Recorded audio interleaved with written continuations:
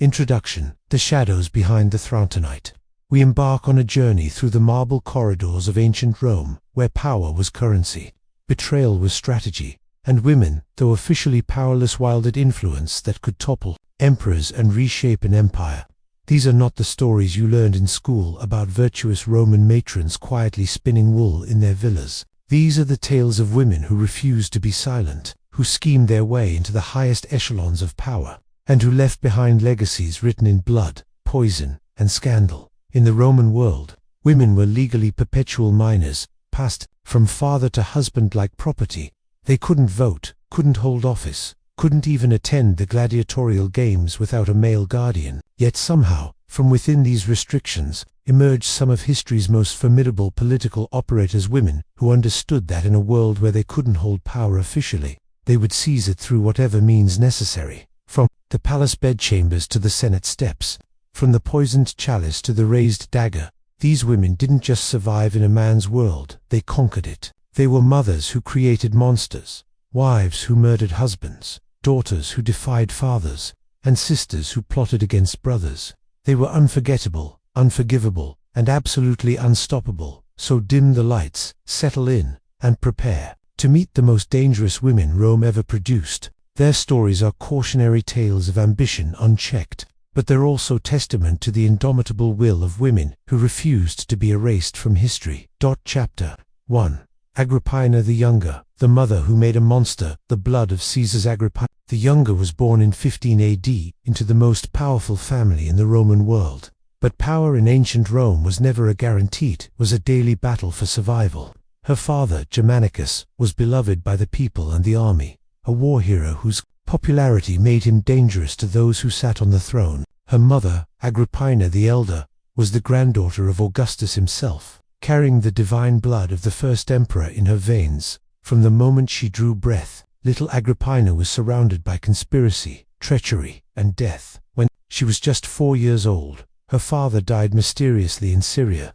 The official cause was illness, but rumors swirled that he had been poisoned on the orders of Emperor Tiberius, who saw Germanicus as a threat to his rule. Her mother, driven by grief and suspicion, publicly accused Tiberius of murder, a brave but ultimately fatal mistake. Agrippina the Elder's accusations made her a target. She was exiled to the desolate island of Pandateria, where she was starved and beaten until she died. Her sons met similar fates. One was driven to suicide, another was murdered in prison. By the time Agrippina the Younger reached adulthood, she had learned the most important lesson of Roman politics: trust no one, fear everyone, and never show weakness. The Caligula years, when her brother Gaius, better known to history as Caligula, became emperor in 37 AD, Agrippina's fortunes seemed to change. Caligula elevated his sisters to unprecedented heights, granting them honors usually reserved for men. He had coins minted with their images, allowed them to attend Senate meetings, and even included them in the imperial succession. For a brief moment, it seemed as though the women of the imperial family might finally have a voice in governing Rome. But Caligula's favoritism came with a price. Rumors spread throughout Rome that the emperor was having incestuous relationships with all 3 of his sisters, with Agrippina supposedly being his favorite. Whether these stories were true, or merely the cruel gossip of political enemies, they followed Agrippina for the rest of her life. In Rome, a woman's reputation was her most valuable asset, and once it was tarnished, it could never be fully restored. The honeymoon period with Caligula didn't last long. As the emperor's mental state deteriorated, he became increasingly paranoid and violent. In 39 AD, he accused Agrippina of plotting against him, a charge that was likely fabricated but carried the death penalty.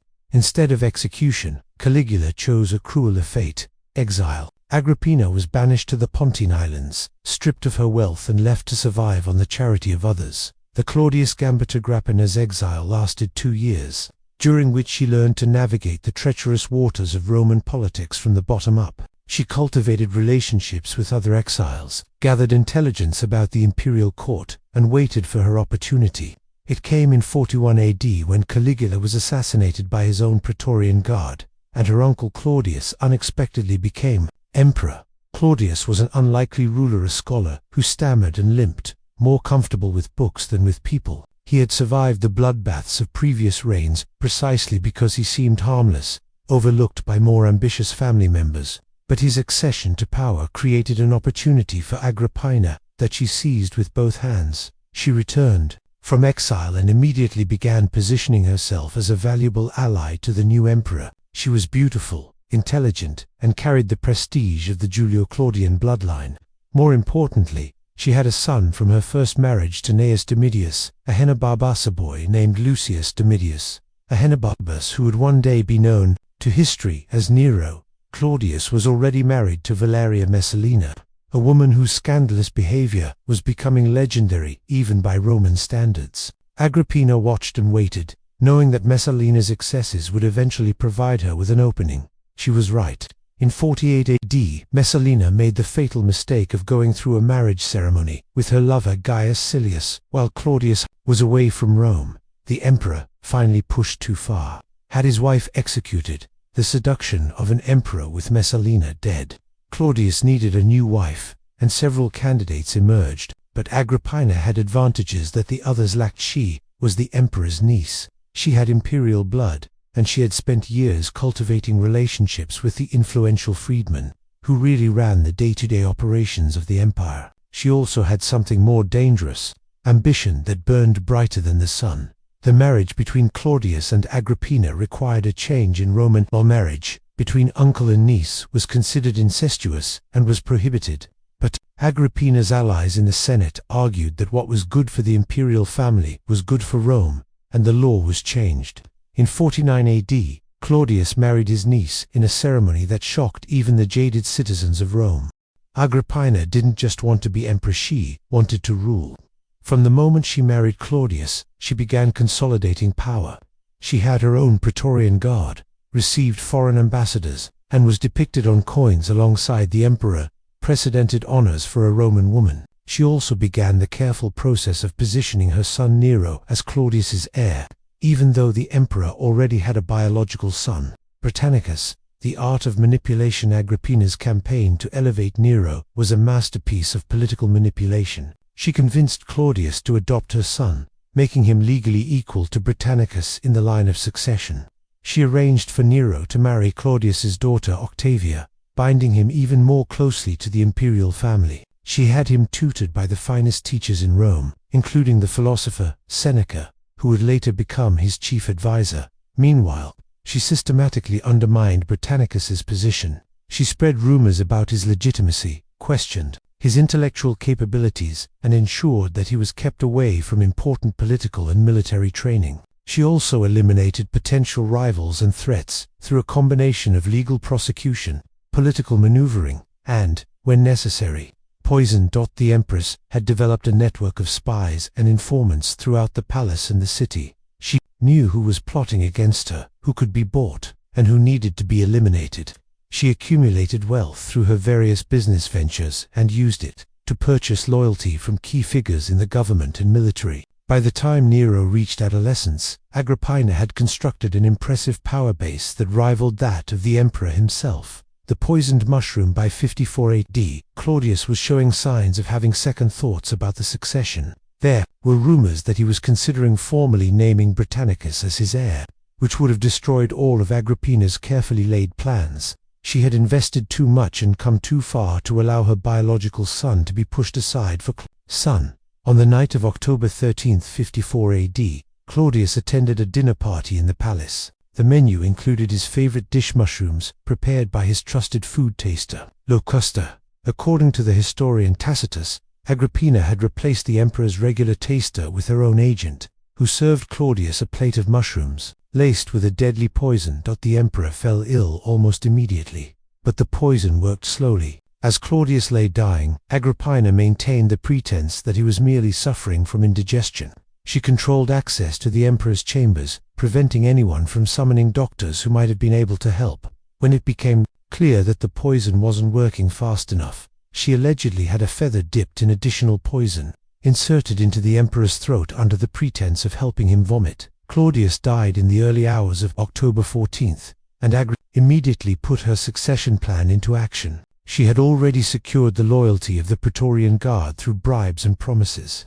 and they hailed 16-year-old Nero as emperor before dawn broke over Rome. By the time the Senate convened to ratify the succession, it was already a fait accompli. The mother regent, for the first few years of Nero's reign, Agrippina effectively ruled Rome. She sat beside her son at official ceremonies, received foreign ambassadors, and was consulted on all major decisions. Coins were minted showing her profile alongside Nero's, and she was granted the title Augusta, an honor that made her nearly equal in status to the emperor himself. But Agrippina had made a crucial miscalculation. She had spent so much time and energy making Nero emperor that she had forgotten to ensure he would remain under her control once he gained power. As Nero grew older and more confident, he began to chafe under his mother's domination. He started making decisions without consulting her, appointed his own advisors, and began to distance himself from the woman who had put him on the throne. The relationship between mother and son deteriorated rapidly. Agrippina had always been controlling, but now she became desperate. She threatened to support Britannicus's claim to the throne, reminded Nero that she had made him emperor and could unmake him just as easily, and even hinted that she would reveal the truth about how Claudius had really died. These threats were the last mistake Agrippina would ever make. Nero, now surrounded by advisors who had their own reasons for wanting Agrippina out of the way, began to see his mother not as an ally but as a threat to his rule. If she could put one emperor on the throne, she could put another there just as easily. The woman who had created a monster was about to discover that monsters, once unleashed, are impossible to control. The attempted assassination, Nero's first attempt to kill his mother, was elaborate and theatrical. Much like the man himself, he had a special boat constructed with a collapsible roof and a removable bottom, designed to look like an accident while ensuring that Agrippina would drown. The plan was to invite her to a festival in Baiae, wine and dine her, and then send her home on the death trap. The scheme almost worked. Agrippina boarded the boat, which began to break apart as planned once it was away from shore. But the Empress was a survivor who had been navigating deadly waters her entire life. When she realized what was happening, she threw herself into the bay and swam to safety. Even though she was injured in the collapse, Nero was reportedly furious when he learned that his mother had survived. He knew that she would quickly figure out who was behind the accident, and he couldn't risk her gathering support for a counterattack. There would be no more elaborate schemes or attempts at plausible deniability. The next attempt would be direct, brutal, and final. The final confrontation, on March 23, 59 AD. Nero sent a squad of soldiers to Agrippina's villa outside Rome. The Empress knew why they had come. She had been expecting this moment since her son had first tried to kill her. According to the historian Tacitus, when the soldiers broke into her bedroom, Agrippina faced them with defiant courage. The centurion raised his sword to strike her, but Agrippina didn't beg for mercy or try to flee. Instead, she pointed to her womb and spoke words that would echo through history. "Strike here, for this bore Nero." It was a final act of defiance from a woman who had never backed down from a fight, even when that fight was against her own son. The soldiers stabbed her to death, and Nero finally had what he thought he wanted, freedom from his mother's influence. But Agrippina's death marked the beginning of the end for Nero's reign. Without her political skills and network of supporters, he became increasingly isolated and paranoid. He would rule for another 9 years, but they would be years of increasing madness and brutality that would eventually lead to his own downfall. The legacy of Agrippina the Younger was many things: a devoted mother, a skilled politician, a ruthless schemer, and ultimately a victim of her own ambition. She lived in a world where women were expected to be silent and invisible, but she refused to accept those limitations. She clawed her way to the top of Roman society through intelligence, manipulation, and sheer force of will. Her story serves as both inspiration and warning. She proved that women could wield power in the Roman world, but she also demonstrated the terrible price that such power could exact. She created an emperor, but in doing so, she created the instrument of her own destruction. Her legacy is complex and contradictory. She was simultaneously Rome's most powerful empress and one of its most tragic figures. Modern historians continued to debate Agrippina's true character. Some see her as a monster who would stop at nothing to achieve her goals, including murdering her own husband. Others view her as a brilliant political operator who was ultimately destroyed by a system that could never truly accept a woman in power. Perhaps the truth lies somewhere in between. She was a woman who refused to be limited by the expectations of her time, and she paid the ultimate price for that refusal. What cannot be debated is her impact on Roman history. Through her son Nero, she shaped the course of the empire for a generation. Her political innovations, the use of imperial imagery, the development of networks of supporters, the strategic use of marriage and adoption, would be copied by later empresses. She may have died at the hands of the monster she created, but her influence on Roman politics would long outlive her. Chapter 2. Valeria Messalina, the Empress of Exesta. Child bride, Valeria Messalina, entered the world of Roman politics as little more than a child, married to the stammering scholar Claudius when she was barely 14 years old. It was 38 AD, and Claudius was not yet emperor. He was simply another member of the imperial family, considered harmless precisely because he seemed so unsuited for power. The marriage was arranged by his family, who saw it as a way to provide Claudius with a young, fertile wife who could produce heirs and manage his household. But Messalina was no ordinary Roman matron content to spend her days supervising slaves and raising children. Born into the prestigious Valeri family, she carried the blood of Republican heroes and felt entitled to the privileges that came with her noble birth. She was beautiful, intelligent, and possessed of an appetite for pleasure that would become legendary throughout the empire. The early years of her marriage were relatively quiet. Claudius was a devoted husband who doted on his young wife, and Messalina seemed content to play the role of dutiful spouse. She gave birth to 2 children in 39 AD and Britannicus in 41 AD, fulfilling her primary duty as a Roman wife. But beneath the surface, she was already developing the tastes and habits that would eventually make her the most notorious woman in Rome. The Empress. Ascendant. Everything changed in 41 AD when Caligula was assassinated and Claudius unexpectedly became emperor. Overnight, Messalina went from being the wife of an obscure imperial relative to being the most powerful woman in the Roman world. She was the Empress of Rome, mother to a potential heir, and suddenly possessed of wealth and influence beyond her wildest dreams. Claudius, overwhelmed by the responsibilities of imperial rule, increasingly relied on his wife to manage the social and cultural aspects of the court. Messalina threw herself into the role with enthusiasm, hosting elaborate banquets, patronizing artists and poets, and establishing herself as the center of Roman high society.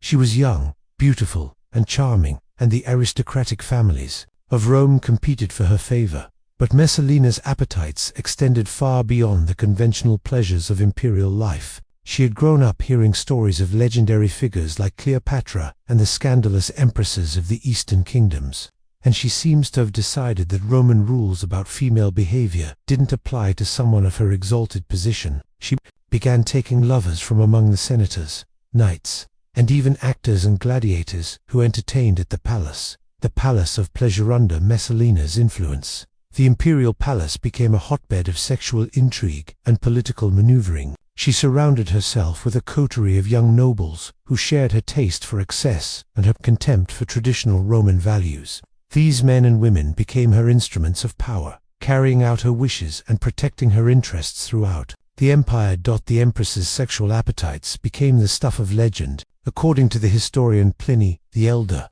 she once challenged a famous prostitute to a contest to see who could sleep with more men in a single night. Messalina supposedly won, having taken 25 lovers before dawn. Whether this story is true or merely the product of hostile propaganda, it reflects the reputation she had acquired among the Roman people. But Messalina's behavior wasn't simply about sexual gratification, it was about power. In a world where women were expected to be chaste and submissive, her flagrant sexuality was a form of rebellion and assertion of authority. She used her body as a weapon, rewarding her supporters with intimate access and punishing her enemies with public humiliation. She understood that in Rome, scandal could be just as effective as legislation in achieving political goals. The web of influence. Messalina's network of lovers and supporters extended throughout the Roman government and military. She had relationships with senators who could influence legislation, knights who controlled commerce, and freedmen who managed the day-to-day operations of the imperial bureaucracy. Through these connections, she was able to accumulate vast wealth and exercise influence over every aspect of Roman life. The empress was particularly skilled at manipulating Claudius, who remained devoted to her despite the persistent rumors about her behavior. She would present him with carefully crafted stories about threats to his rule, convincing him to eliminate potential rivals and reward her supporters. Many of Rome's most prominent citizens found themselves facing trumped-up charges of treason, with their property confiscated and redistributed to Messalina's favorites. One of her most notorious schemes involved the senator Valerius Accio, one of the wealthiest men in Rome. Messalina coveted his magnificent gardens and convinced Claudius that Acioticus was plotting against him. The senator was arrested, tried, and forced to commit suicide, with his property passing to the imperial treasury and, ultimately, to Messalina herself. The theatrical excess. Messalina's love of theatrical display reached its peak in her relationships with actors and performers. In Roman society, actors were considered little better than prostitutes, and respectable women were forbidden from associating with them. But Messalina not only associated with actors, she performed with them, appearing on stage in productions that scandalized even the jaded audiences of Rome. Her most famous theatrical lover was Star, a pantomime dancer who became her constant companion. Their relationship was so public that it became the subject of satirical poems and graffiti throughout the city. Claudius, either unaware of or unwilling to acknowledge what was happening, even ordered senators to applaud Mestar's performances as a favor to the empress. But Messalina's theatrical interests went beyond mere entertainment. She used the stage as a platform for political messaging, commissioning plays that celebrated her family's achievements and criticized her enemies. She also recruited actors and performers as spies and informants, using their access to different levels of society to gather intelligence about potential threats to her position. The Silius. After Messalina's downfall began with her relationship with Gaius Silius, a young senator who was considered one of the most attractive men in Rome. Unlike her previous lovers, Silius wasn't content to be merely a source of pleasure. He had political ambitions of his own and saw his relationship with the empress as a path to power. The affair with Silius was different from Messalina's previous relationships. She seemed genuinely infatuated with him, and he with her. They appeared together in public, exchanged expensive gifts, and began to behave more like a married couple than an empress and her lover. This open display of affection was dangerous in a society where adultery was a capital offense. But Messalina seemed to believe that her position made her untouchable. The situation became even more complicated when Silius divorced his wife to be with Messalina. This created a scandal that even the tolerant Roman aristocracy couldn't ignore. The senator had ended his marriage to pursue an affair with the empress, and the empress had not only allowed it, but seemed to encourage it. The gossip mill of Rome went into overdrive, with everyone speculating about what would happen next. The wedding that shook Rome in 48 AD, while Claudius was away in Ostia, overseeing the construction of a new harbor. Messalina made the decision that would ultimately cost her everything. She went through a wedding ceremony with Silius, exchanging vows and rings in front of a crowd of witnesses. The ceremony was conducted by priests and included all the traditional Roman marriage rituals. The exact nature of this ceremony remains one of the great mysteries of Roman history. Some historians believe it was a genuine attempt at marriage, driven by Messalina's passion for Silius and her belief that she could somehow make Claudius accept the situation. Others argue that it was a mock ceremony, perhaps part of a religious festival or theatrical performance that got out of hand. The most sinister interpretation is that the wedding was actually a coup attempt. According to this theory, Messalina and Silius were planning to eliminate Claudius and rule Rome as co-emperors. The wedding ceremony was meant to legitimize their claim to power and rally support from senators and military commanders who were dissatisfied with Claudius's rule. The emperor's rage when news of the wedding reached Claudius in Ostia. His initial reaction was disbelief. His trusted advisors, the freedmen Narcissus and Pallas, had to convince him that the reports were true. They showed him witness statements, physical evidence, and even brought in some of the wedding guests to testify about what they had seen. Transformation from confused husband to vengeful emperor was swift and complete. The man who had been so tolerant of his wife's previous indiscretions suddenly became consumed with rage. He saw the wedding not just as adultery, but as attack on his dignity, his family, and his right to rule. The emperor immediately ordered the arrest of Silius and his supporters. He also dispatched the Praetorian Guard to Rome with orders to capture Messalina and bring her to trial. But Narcissus, fearing that Claudius might be swayed by his wife's beauty and tears, took matters into his own hands. He ordered the guards to execute Messalina immediately, without trial or ceremony. The death of an empress when the soldiers came for her. Messalina was in the gardens of Lucullus, the same gardens she had stolen from Valerius Accius. She was with her mother Domitia Lepida, who had come to urge her daughter to die with dignity, rather than face the humiliation of a public trial and execution. According to Tacitus, Messalina's final moments were marked by the same dramatic flair that had characterized her entire life. She alternated between despair and defiance, one moment begging for mercy and the next proclaiming her innocence. She tried to write a letter to Claudius, pleading for forgiveness and promising to reform her behavior, but time had run out. The soldiers, impatient with her delays and fearful of their orders, killed her where she stood. She died in the gardens she had coveted, surrounded by the luxury she had craved, but utterly alone except for her mother and her executioners. The aftermath. Claudius's reaction to news of his wife's death was reportedly mixed. He continued with his dinner as if nothing had happened, but those close to him said he seemed confused and disoriented. He never spoke publicly about Messalina's death, and he seemed to have difficulty remembering that she was gone. On several occasions, he asked servants where the empress was, or why she wasn't joining him for meals. The Roman people's reaction was more straightforward. They were fascinated by the scandal and couldn't get enough details about Messalina's life and death. Her story became the subject of countless poems, plays, and songs, most of them focusing on her sexual appetites and dramatic end. She became a symbol of feminine excess and the dangers of unchecked power. The historical legacy. Messalina's story has been told and retold countless times over the centuries, but separating fact from fiction remains challenging. The ancient sources about her life were written by male historians who were often hostile to powerful women, and many of the most salacious details about her behavior may have been exaggerated or invented entirely. What seems certain is that Messalina was a woman who refused to be constrained by the conventional expectations of her time. She used her position as empress to pursue pleasure and power on her own terms, regardless of the consequences. In a society that valued female chastity and submission above all else, her behavior was genuinely revolutionary. Modern historians have begun to reassess Messalina's legacy, arguing that she was more than just a promiscuous empress who met a bad end. She was a skilled political operator who built an impressive network of supporters and used her sexuality as a tool of statecraft. Her downfall came not because she was weak or foolish, but because she overestimated her ability to control the forces she had unleashed. Messalina's story remains relevant today because it raises important questions about power, sexuality, and gender roles. She lived in a world where women were expected to be passive and invisible, but she refused to accept those limitations. Her life was a rebellion against the constraints of her time, and her death was the price she paid for that rebellion. Chapter 3. Fulvia, the woman who went to war. The making of a revolutionary. Fulvia was born around 83 BC into a world of political upheaval and social transformation. The Roman Republic was in its death throes, torn apart by civil wars and competing ambitions. Traditional institutions were crumbling, and new forms of power were emerging.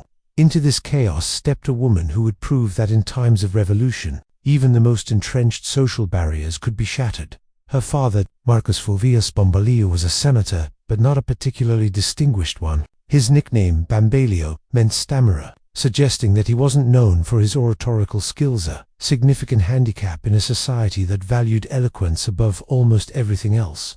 But Fulvia's mother, Sempronia, came from a much more illustrious family. She was the daughter of Gaius Sempronius Gracchus, one of the most famous political reformers in Roman history. The Gracchi brothers, Tiberius and Gaius Sempronius Gracchus, had been martyrs to the cause of populist reform.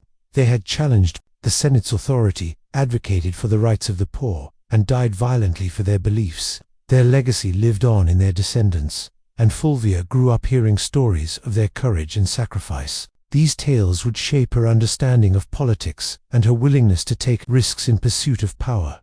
The first marriage, Clodius Pulcher. Fulvia's first marriage was to Publius Clodius Pulcher, one of the most controversial figures in late Republican Rome. Clodius was a patrician who had himself adopted by a plebeian. family in order to hold offices traditionally reserved for the lower classes. He was a skilled orator, a master of mob politics, and a man who seemed to delight in causing scandal and controversy. The marriage took place around 62 BC, when Fulvia was about 21 years old. It was a perfect match of temperament and ambition. Clodius needed a wife who could manage his political affairs and handle the violent world of Roman street politics. Fulvia needed a husband who would appreciate her intelligence and allow her to participate in the political process. Clodius was famous for his use of organized gangs to intimidate political opponents and control the streets of Rome. These weren't just random thugs, they were disciplined groups of supporters who could be mobilized quickly to disrupt Senate meetings,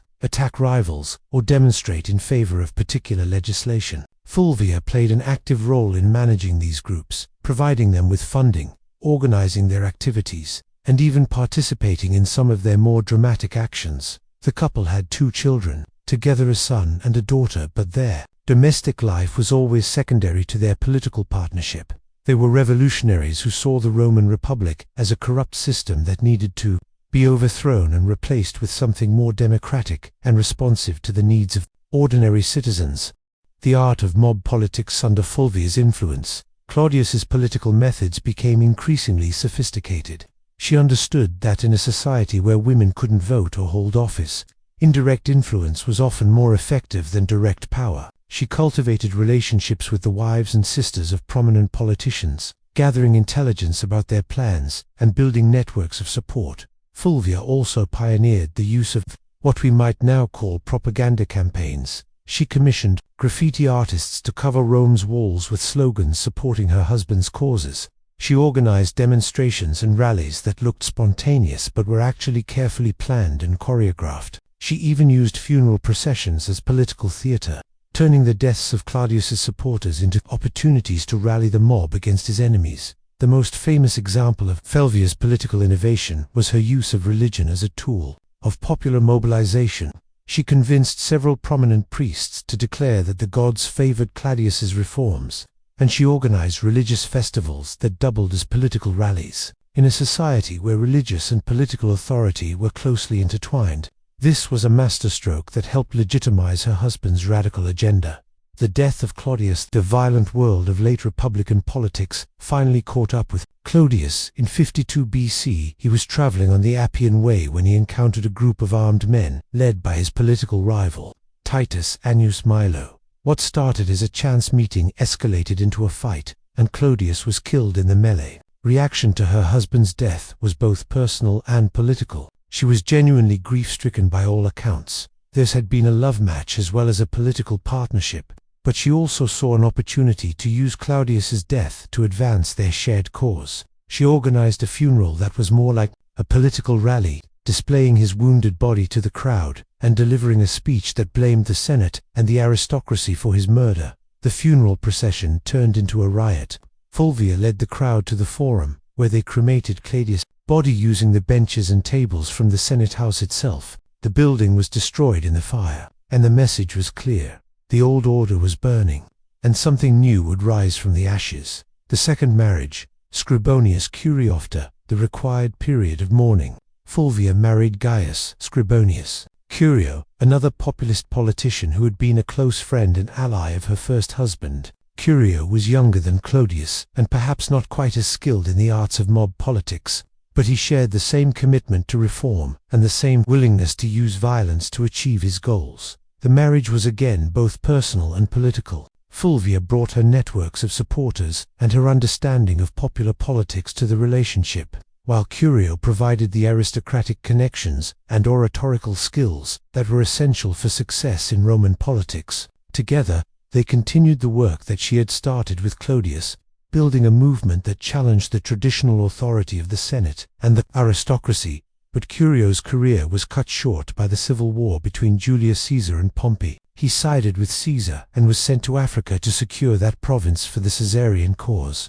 He was killed in battle in 49 BC, leaving Fulvia a widow for the second time before she was 35 years old. The third marriage, Mark Antony's third and most famous marriage, was to Marcus Antonius Mark Antony, one of the most powerful men in Rome and a lieutenant of Julius Caesar. This marriage, which took place around 47 BC, would make Fulvia one of the most influential women in the Roman world and ultimately lead to her participation in one of the most dramatic conflicts in Roman history. Antony was everything that previous husbands had been, but amplified.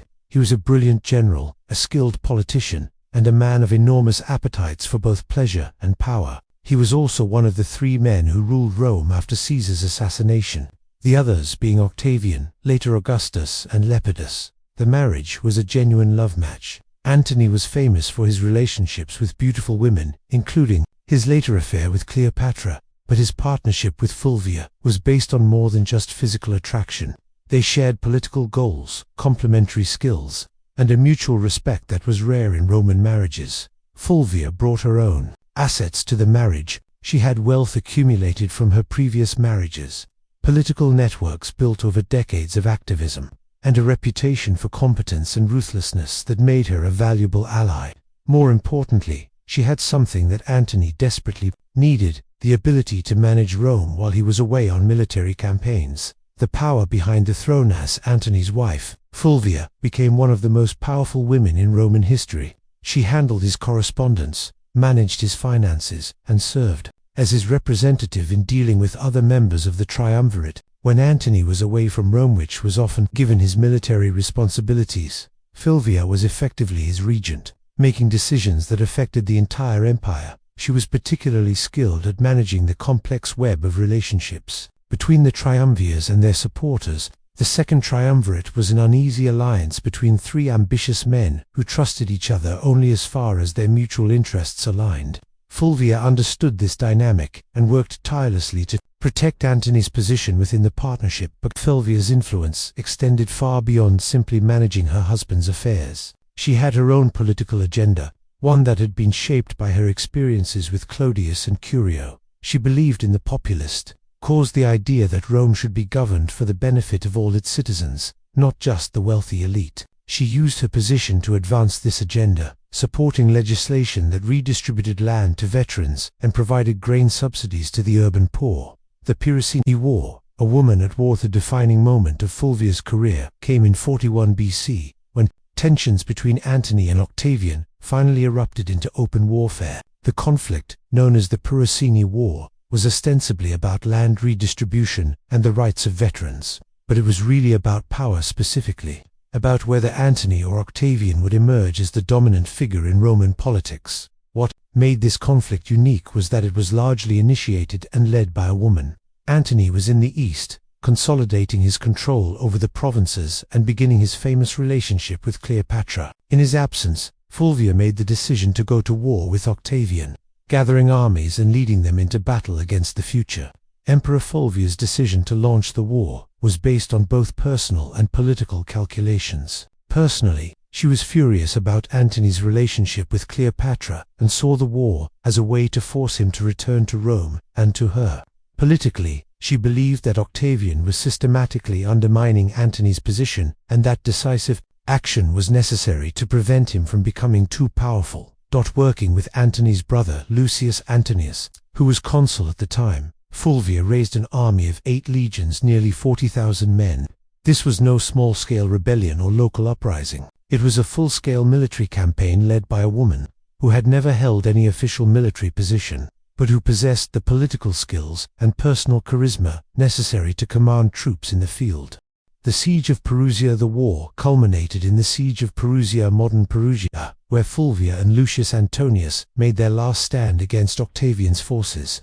The siege lasted for months, with both sides suffering heavy casualties. Fulvia personally supervised the defense of the city, organizing the distribution of food and supplies, maintaining morale among the troops, and coordinating with other anti-Octavian forces throughout Italy. The siege was marked by remarkable brutality. Even by the standards of Roman civil war, Octavian's forces surrounded the city completely, cutting off all supply lines and attempting to starve the defenders into submission. Inside the city, conditions became increasingly desperate as food ran out and disease spread among the crowded population.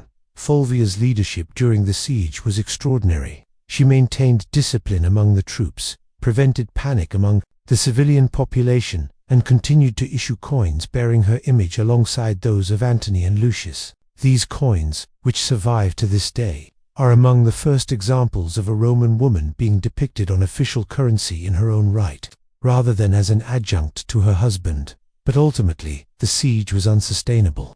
With no prospect of relief and no hope of breaking through Octavian's lines, Fulvia and Lucius were forced to surrender. The terms of the surrender were relatively generous, so Octavian was still trying to maintain the fiction that this was a civil disagreement rather than a war of conquest. But it was clear that Fulvia's career as a military commander was over. The aftermath and exile, the end of the Perusian War, marked the beginning of the end for Fulvia. Octavian, now clearly the dominant figure in the triumvirate, was determined to prevent any future challenges to his authority. He couldn't execute Fulvia outright. She was still Antony's wife, and killing her would have meant war with his more powerful rival, but he could make her life unbearable. Fulvia was essentially exiled from Rome. Though the exile was presented as a voluntary departure, she was stripped of her property, her supporters were scattered or eliminated, and she was forced to seek refuge in Greece. For a woman who had spent her entire adult life at the center of Roman politics, this isolation was a devastating blow. The psychological impact of the defeat was perhaps even worse than the material losses. Fulvia had staked everything on her: the ability to protect Antony's interests and advance their shared political agenda. The failure of the Perusian War represented not just a military defeat, but a complete repudiation of everything she had worked for over the previous 2 decades. The final meeting, when Antony finally returned from the east to meet with Fulvia in Greece, their reunion was not the joyful reconciliation she had hoped for. Instead of gratitude for her efforts to protect his interests, Antony was furious about the war and its consequences. He blamed her for damaging his relationship with Octavian and for undermining his position within the triumvirate. The meeting was reportedly stormy, with both parties trading accusations and recriminations. Antony accused Fulvia of acting without his authorization and of pursuing her own agenda rather than his interests. Fulvia, in turn, accused him of abandoning her and their children for the sake of his relationship with Cleopatra. But beneath the anger and mutual recriminations, there was also a deeper tragedy. These were 2 people who had genuinely loved each other and had shared a vision of what Rome could become. The failure of that vision and the destruction of their partnership represented not just personal loss but the end of an era in Roman politics. Death and legacy. Fulvia died in Greece in 40 BC, probably from illness exacerbated by the stress and disappointment of the previous year. She was only about 43 years old, but she had lived through some of the most turbulent decades in Roman history and had played a central role in shaping the course of events. Her death was convenient for both Antony and Octavian. It eliminated a potential source of future conflict and allowed them to renegotiate their relationship without the complication of Fulvia's agenda. Antony was able to marry Octavian's sister Octavia, cementing their alliance, while Octavian was freed from the threat of another war with Antony's formidable wife. But Fulvia's legacy extended far beyond her immediate impact on the politics of her time. She had demonstrated that women could be effective military commanders and political leaders, even in a society that officially denied them any role in public life. Her example would inspire later generations of women who sought to exercise power in their own right. The historical assessment. Modern historians have struggled to assess Fulvia's true significance. The ancient sources about her life were written by male historians who were often hostile to powerful women, and many of the details about her career may have been distorted or exaggerated. Some scholars have argued that her role in the Perusian War was exaggerated by later writers, who wanted to blame a woman for the conflict rather than acknowledge the legitimate political grievances that led to it. But even allowing for the biases of the ancient sources, Fulvia's achievements were remarkable. She was the first Roman woman to have her image appear on coins, the first to command troops in battle, and the first to be recognized as a political leader in her own right. She proved that the traditional limitations on women's roles in Roman society were not absolute, and that exceptional individuals could transcend even the most entrenched social barriers. Fulvia's story is ultimately a tragedy. The story of a woman who achieved unprecedented power and influence only to see it all destroyed by forces beyond her control. But it is also an inspiration, demonstrating that even in the most restrictive societies, Determined individuals can challenge the established order and create new possibilities for themselves and others. Her life serves as a reminder that the history of Rome was not just the story of great men and their military conquests. It was also the story of remarkable women who found ways to exercise power and influence despite the legal and social barriers that stood in their way. Fulvia may have died in exile, but her legacy as a pioneer of women's political participation would endure long after her death. Chapter 4. Julia the Elder, the princess who broke every rule born to be perfect. Julia the Elder entered the world in 39 BC as the answer to Augustus's prayers and the solution to his greatest political problem. She was the biological daughter of the man who would become Rome's first emperor, and from the moment of her birth, she was destined to be a symbol of the new imperial order. Her father had no male heirs, and in a society where legitimacy was everything, Julia represented the continuation of the Augustan dynasty and the promise of stability for the Roman Empire. Augustus spared no expense in ensuring that his daughter received the finest education available in the ancient world. She was tutored in literature, philosophy, history, and the arts by some of Rome's most distinguished scholars. She could recite Homer from memory, discuss Plato's Republic with visiting philosophers, and compose poetry that impressed even the jaded literary critics of the capital. She was fluent in both Latin and Greek, understood the intricacies of Roman law, and was trained in the social graces that would make her a perfect representative of the imperial family. But Julia's education was not just about intellectual development, it was about creating a living symbol of Roman virtue and imperial legitimacy. Augustus was in the process of transforming Rome from a republic into an empire, and he needed to convince the Roman people that this transformation was both necessary and beneficial. Julia was intended to be the human face of this new order, a princess who embodied all the traditional Roman values while also representing the promise of a glorious future. The weight of expectations from childhood. Julia was aware that she was different from other Roman girls. She lived in a palace, was surrounded by guards and servants, and was constantly reminded of her special status as the emperor's daughter. She had the finest clothes, the most expensive jewelry, and access to pleasures that most Romans could only dream of. But she also had responsibilities and restrictions that other girls didn't face. Augustus was obsessed with moral reform and had passed a series of laws designed to restore traditional Roman values. The Lex Julia de Adulteris made adultery a criminal offense. The Lex Julia de Maritandis Ordinibus required unmarried adults to marry, and the Lex Poppaea Poppaea provided rewards for large families. These laws were intended to strengthen the Roman family and increase the birth rate, but they also created a new moral standard that the imperial family was expected to exemplify. Julia was expected to be the perfect embodiment of these new moral standards. She was to be chaste, modest, devoted to her family, and utterly committed to the traditional role of Roman women. She was to marry whomever her father chose, produce children to continue the imperial line, and serve as a model for other Roman women to emulate. In essence, she was to be a living advertisement for Augustus's moral reforms. The arranged marriages. Julia's first marriage was arranged when she was just 14 years old. Her husband was Marcus Claudius Marcellus, Augustus's nephew, and the young man many expected to be the emperor's heir. The marriage was celebrated throughout Rome as a symbol of the dynasty's future, and Julia seemed genuinely happy with her young husband. Marcellus was handsome, intelligent, and kind, and their marriage appeared to be a rare example of a successful arranged union. But tragedy struck in 23 BC, when Marcellus died suddenly of illness.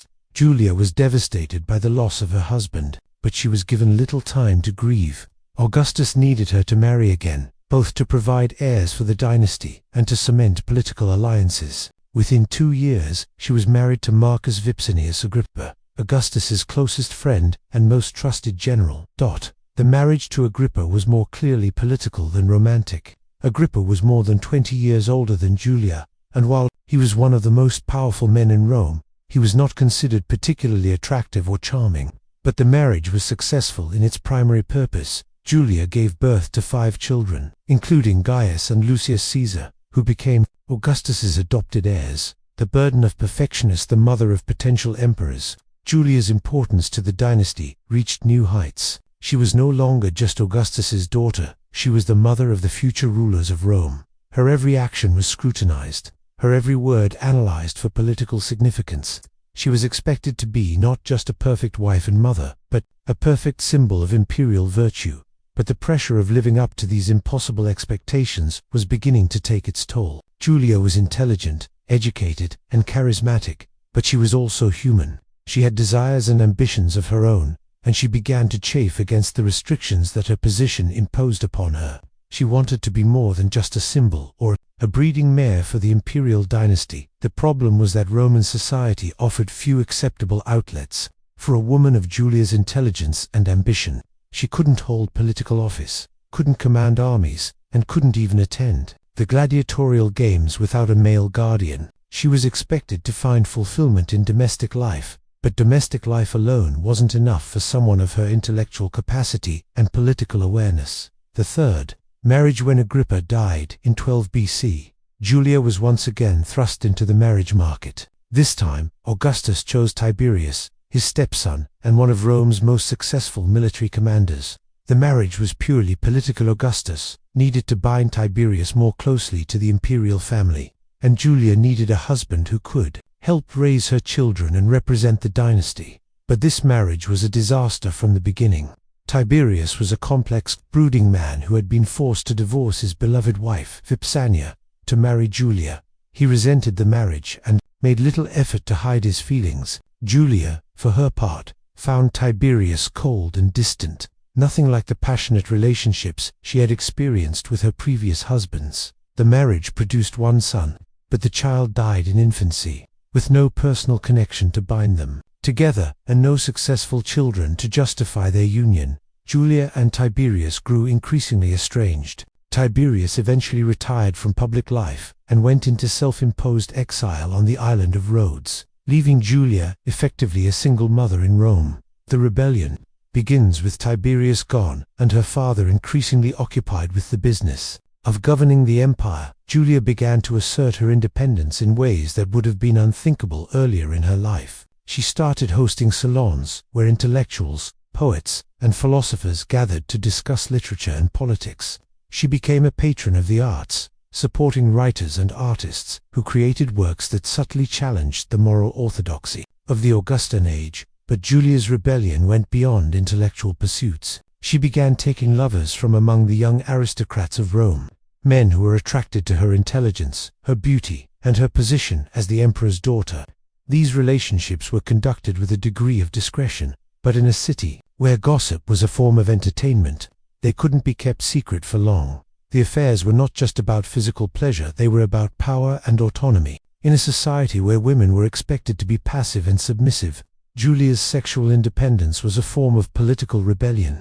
She was claiming the right to choose her own partners and to pursue her own desires, regardless of what her father or society expected of her. The scandal erupts by 02 BC. Julia's affairs had become an open secret in Rome.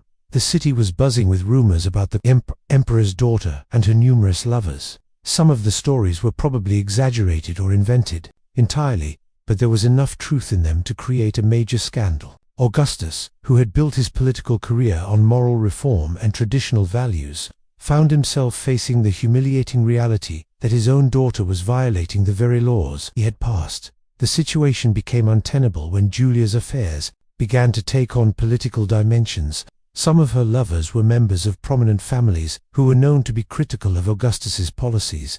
Others were connected to political factions that opposed the imperial system. There were rumors that Julia was using her relationships to build a network of supporters who might challenge her father's authority. The final straw came when Julia was accused of using the rostra, the speaker's platform in the Roman Forum, as a location for her sexual encounters. This was not just adultery, it was a deliberate mockery of the laws and institutions that Augustus had created.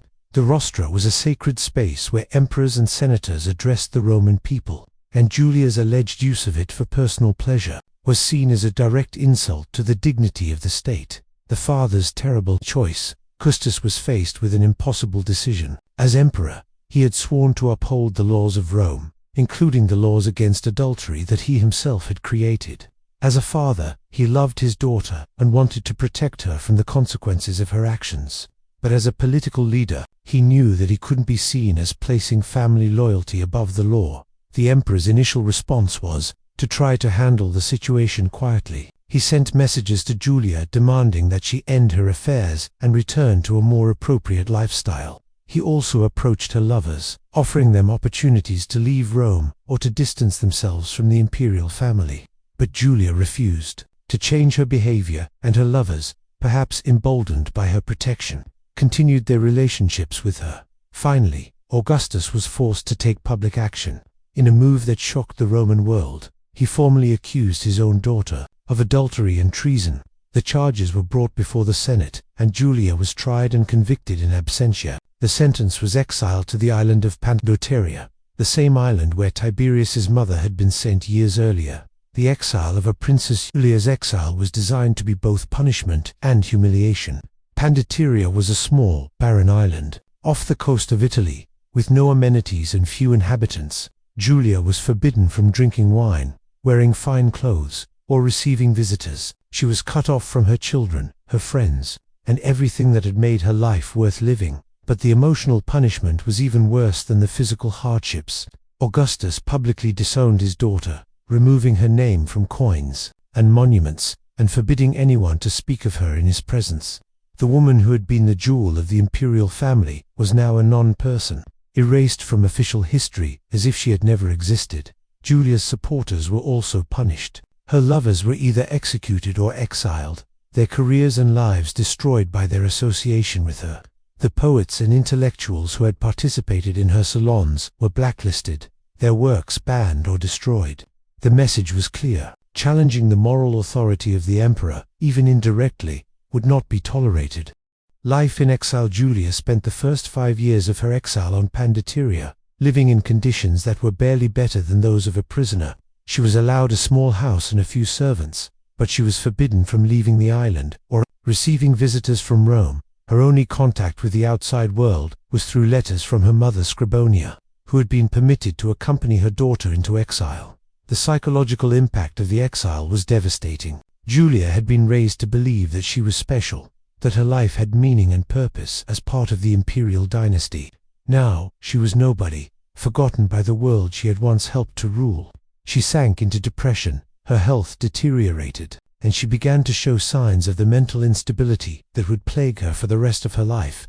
In 04 AD, Augustus relented slightly and allowed Julia to be moved to Rhegium, a town on the mainland that was still technically exile but offered somewhat better living conditions. She was given a larger house and was allowed to receive limited visitors, but she was still forbidden from returning to Rome or resuming her previous life. The tragedy of unfulfilled potential. Julia's story is ultimately a tragedy of wasted potential. She was one of the most intelligent and capable women of her generation, with access to the best education and the highest levels of Roman society. Under different circumstances, she might have been a great patron of the arts, a skilled diplomat, or even a political leader in her own right.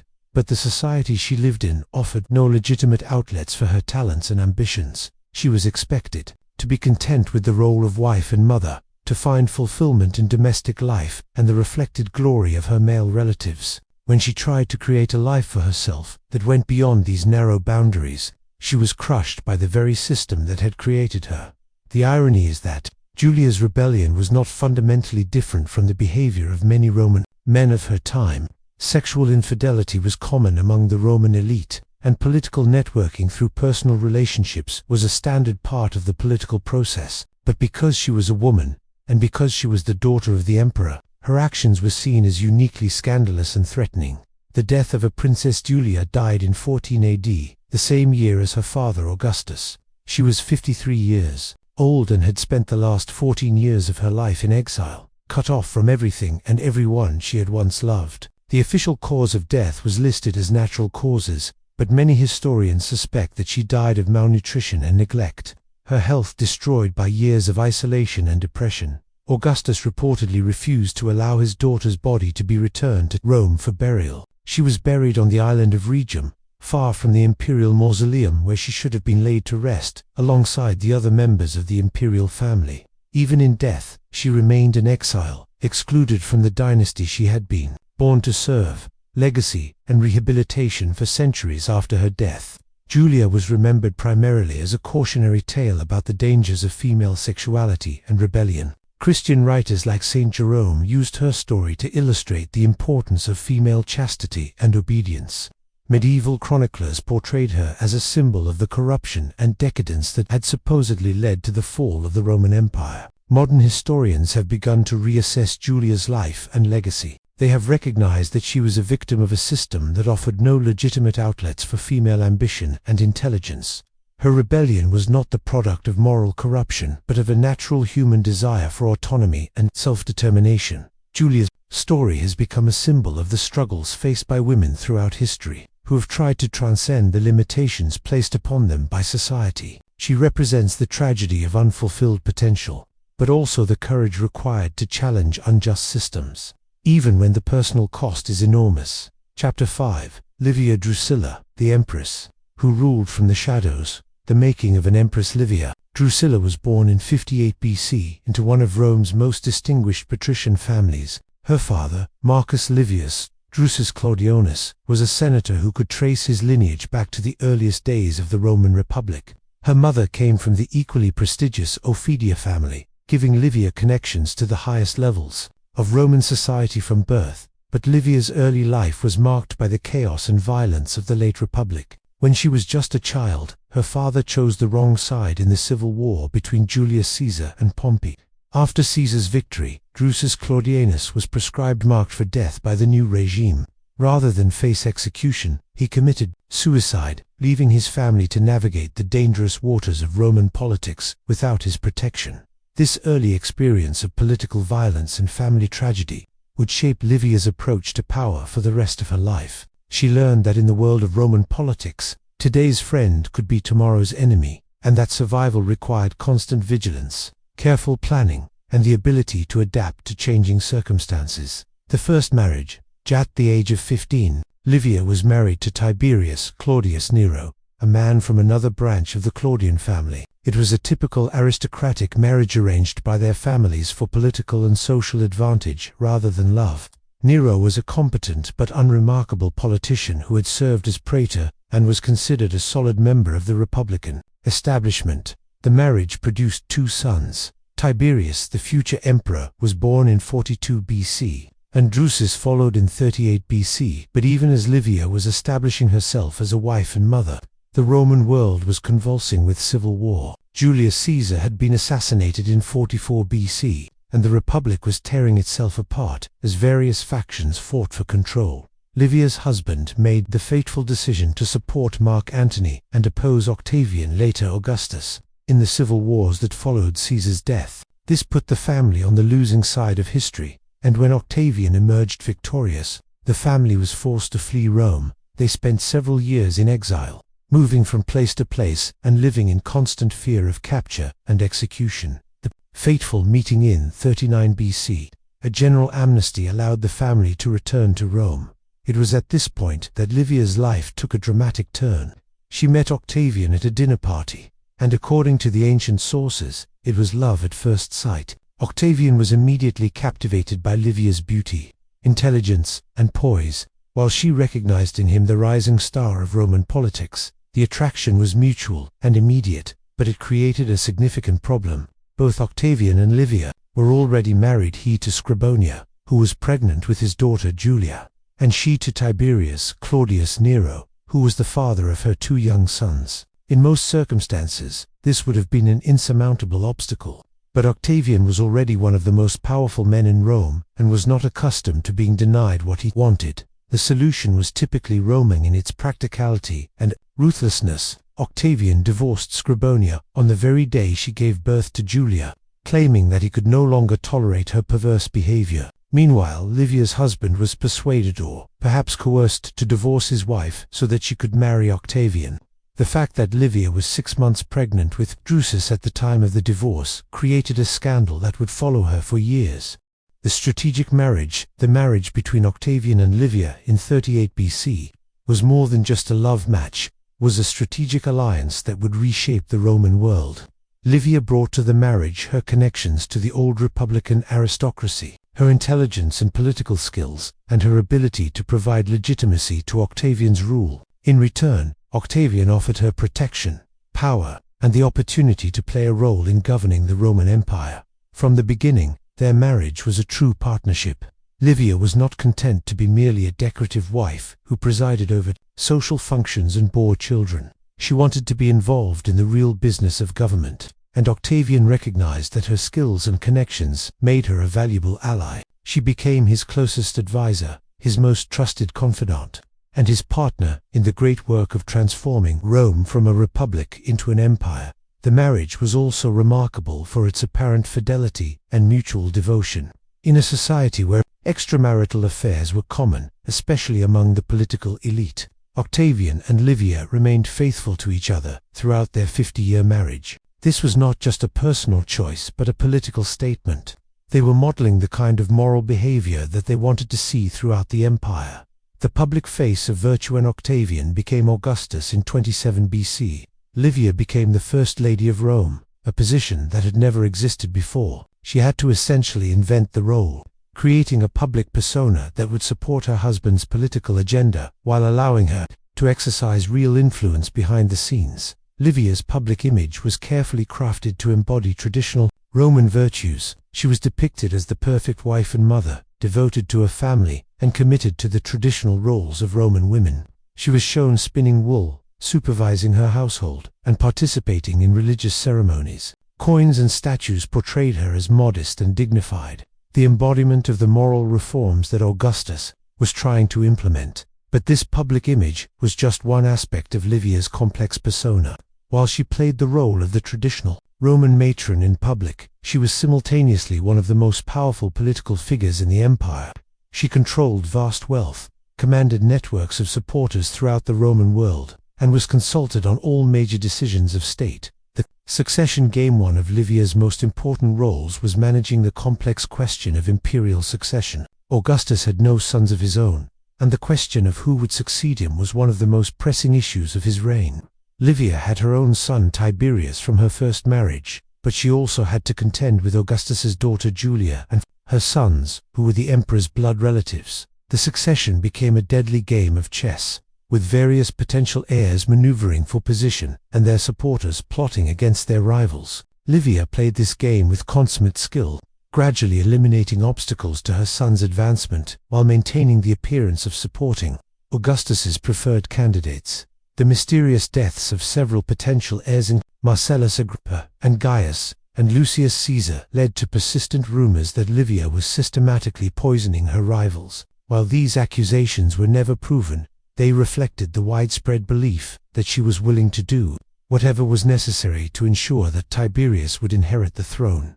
The patroness of Rome. Beyond her role in palace politics, Livia was also one of the most important patrons of art and architecture in Roman history. She commissioned numerous public works, including temples, theaters, and public baths. She was particularly devoted to the goddess Ceres and built several temples in her honor, using religion as a way to enhance her own public image and influence. Livia's patronage extended to literature and the arts as well. She supported poets like Ovid and Virgil, though she was careful to ensure that their work supported rather than challenged the moral and political agenda of the Augustan regime. She understood that culture was a powerful tool for shaping public opinion and used her influence to promote works that reinforced the values of the new imperial order.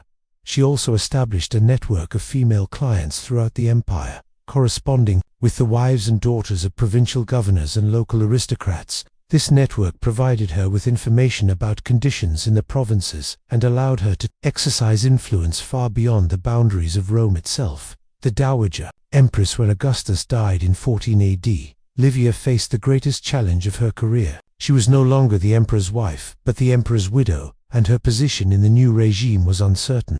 Tiberius had finally achieved the throne, but he was a complex and difficult man who had always resented his mother's influence over his life. Livia's solution was to reinvent herself once again. She became the Dowager Empress, the mother of the emperor and the guardian of the Augustan legacy. She was granted the title Julia Augusta and was given honors usually reserved for gods and goddesses. She continued to live in the imperial palace and to participate in state ceremonies, but she had to be careful not to overshadow her son or to appear to be trying to control him. The relationship between Livia and Tiberius was complicated by decades of mutual resentment and misunderstanding.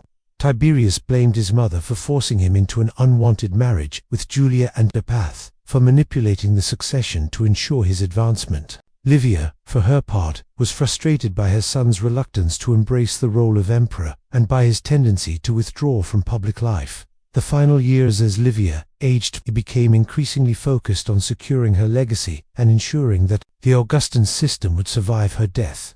She continued to participate in public ceremonies and to receive foreign ambassadors, but she also began to prepare for the transition to a new generation of leadership. One of her most important acts was the establishment of a cult devoted to the worship of Augustus. This was not just a religious innovation but a political one. It helped to legitimize the imperial system by giving it a divine sanction. Livia served as the first priestess of the cult, using her religious authority to reinforce her political influence. She also continued to play a role in the succession, though her influence was now more limited. She supported her grandson Germanicus as Tiberius's heir, but when Germanicus died mysteriously in 19 AD, she was forced to accept that her great-nephew, Caligula, would eventually inherit the throne. Death and deification. Livia died in 29 AD, at the age of 86, having lived through the entire transformation of Rome from republic to empire. Her death marked the end of an era. She was the last living link to the age of Augustus and the early days of the imperial system. Tiberius's response to his mother's death was characteristically complex. He refused to attend her funeral, stayed away from Rome during the mourning period, and blocked the Senate's attempts to have her deified. This behavior was seen as scandalous even by the standards of the imperial family, and it contributed to Tiberius's reputation as a cold and unfeeling ruler. It was not until Claudius became emperor in 41 AD that Livia was finally deified, receiving the title Diva Augusta and a place in the Roman pantheon. The delay was symbolic of the complex feelings that Romans had about powerful women. They were willing to honor them after death, but they were uncomfortable with the idea of giving them too much power while they were alive. The legacy of power. Livia's legacy is complex and contradictory.